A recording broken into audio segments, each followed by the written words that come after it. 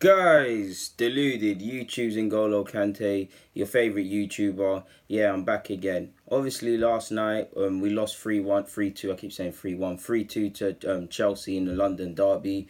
I mean, to some it was expected. I mean, I expected to lose. I mean, you saw City and Chelsea, no matter how optimistic you could be with Unai Emery and all of these new things happening at the club, you knew it was a tough ask to get something out of that. Out of these two games, if we got 4 points, it would have been dream world. If we got a point, it would have been calm. If it got 2 points, it would have been calm. But yeah, we got none. So yeah, and while I feel sorry to a degree for Unai Emery as well, because some people are writing conclusions and all of these things, and fans are going crazy. Especially in my comments, some fans said that I'm a so-called fan because I'm using negativity to get views or something. I mean, what kind of utter tosh are you speaking about? Furthermore, suck your mum, because that's some nonsense. Moving on from all of that, like I said, them two games, if you're writing conclusions based on Unai Emery's tenure so far, based on them two games, is foolish. Even if he won both of them against City and Chelsea, you couldn't call him the Messiah, so you can't be calling him the Spanish Glenn Roeder and them things now.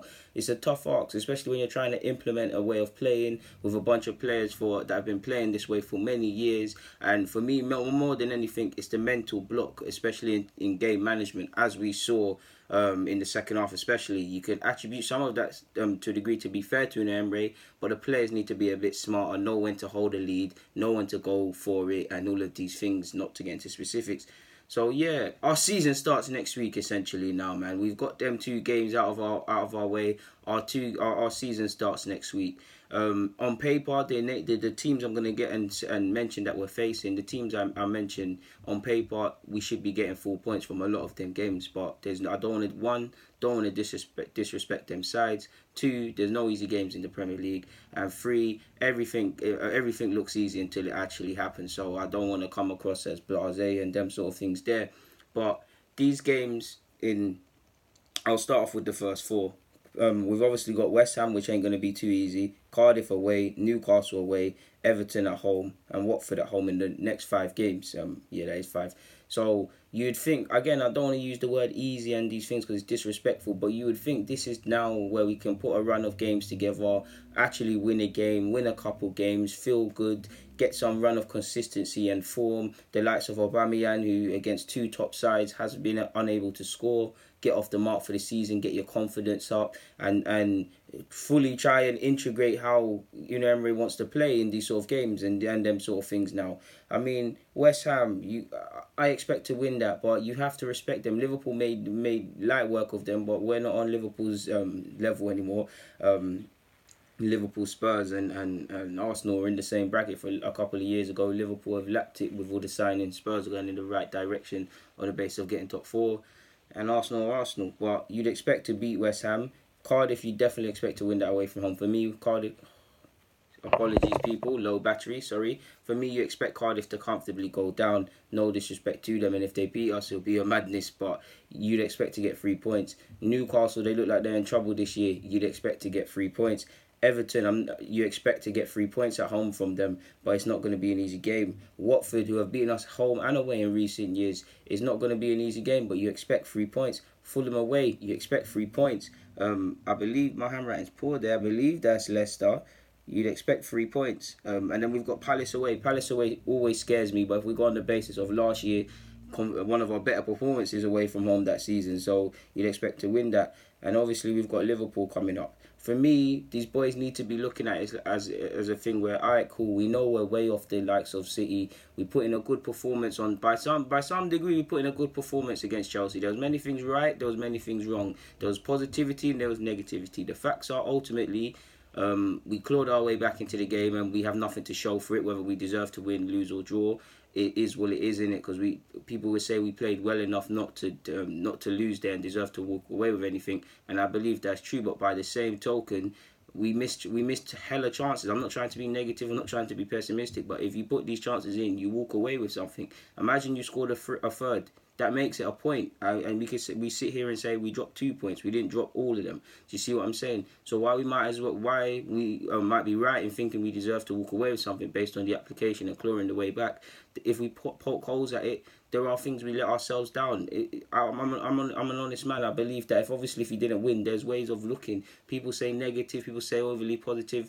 I believe in critiquing game in, game out. Like, okay, we critique the Chelsea game. Who played rubbish? Who played good? It's a clean slate next game. And if you play good next game, cool. If you play good the next game after that, cool. But for me, these boys need to be looking at it in the thing where City, Chelsea, alright, it's done now, isn't it? Now we put a run of form together. More importantly, we put a winning run of form together. If we really want to get in the top four, we need to be winning these games because, again, you've seen the fixture list. November, when it hits November/December, it's crunch time. You need to get out of December with a. I'm not saying we need to be top, but in regards to getting top four, you need to stay with the pack. You need to stay with Liverpool, Spurs, Chelsea, etc., knowing that mathematically you still have a chance. It's about winning games that you don't deserve to win. And our best example of that is Chelsea. By some degree, the game last night. What I was about to say last week. Do you get what I'm saying?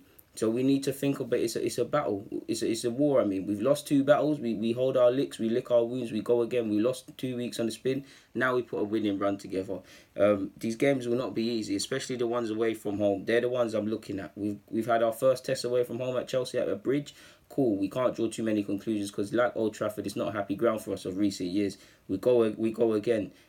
Newcastle is a tough game, and obviously last year we messed up there again after taking the lead. You'd expect to win. Craven Cottage need to win that. Palace scares me, but we'll win that. We need to win that. Why I say all of this December? What I swear we have to play. We play what United away. We go away to Liverpool, and we've got Spurs. Obviously in November as well. That's in December. In November we've got Liverpool. So that's 2 trips to play Liverpool. Liverpool come to our ground and we go to theirs. Obviously, for me, last time Liverpool came to the Emirates in that draw, it was one of the best games in the season last year. Obviously, not for an Arsenal fan watching it, but when I watched it again, it's a good game for the neutrals. But for me, the boys have to be thinking about, alright, cool, we lick our wounds, we're learning, we're doing all these things. No one can expect Unai Emery's tactics to be implemented. No one can expect all the bad things attached to this club or the players to be ridden of in quick succession. But now it's just about putting a run of form together because Hammers 3, Cardiff 6, Newcastle 9, 12, 15. Like, bro, there's 20 plus points on the line there, so you more or less need to get 20 points minimum or just over that. Like, there's points on the line. Obviously, for me, I honestly believe we know away form needs to improve, but for me, I believe our results in the top 6 will make the difference purely because who missed out? Chelsea missed out by a point last year or so, correct me if I'm wrong. I'm sure there was many games against the smaller teams where they could have won, but for me, it's the big games that are going to make the difference this year. And if we look at it, we fell twice against the top 6 so far. The good news is we've got to go to the Etihad where we've won there when Coquelele and Santi Cazorla patted them.